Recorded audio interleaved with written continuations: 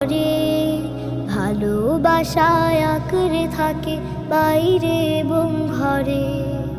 বোনের সাথে খুনসুটিতে কাটে যে শৈশব, দূরে গেলে